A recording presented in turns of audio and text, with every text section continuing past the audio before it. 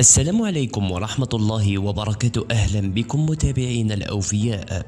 عاجل محمد لامين عمورة يلهب سوق انتقالات اللاعبين في أوروبا. لنتابع التفاصيل. ألهب الدولي الجزائري محمد الأمين عمورة سوق انتقالات اللاعبين خلال الأشهر القليلة، وذلك بعد تتويجه بكأس بلجيكا. عرفت القيمة السوقية لمهاجم الخضر ارتفاعا بالنظر إلى القفزة النوعية والتي شهدتها مسيرة اللاعب الاحترافية. وتألق محمد لامين عمورة بشكل لافت تمريرا وتسجيلا مع نادي سان جيلواز البلجيكي، وسمحت له الفرصة ولفريقه باعتلاء الصدارة في الدور البلجيكي. يشير موقع ترانسفير ماركت المختص في الإحصائيات فإن قيمة اللاعب السوقية بلغت 120% خلال الموسم الحالي. وكشفت المصادر الإعلامية أن قيمة اللاعب الجزائري محمد لامين عمورة صارت تبلغ 10 ملايين يورو، في حين انتقل إلى نادي سان جيلواز بقيمة 4 ملايين يورو. تشير آخر المعطيات إلى أن قيمة محمد لامين عمورة سترتفع أكثر مع نهاية الموسم،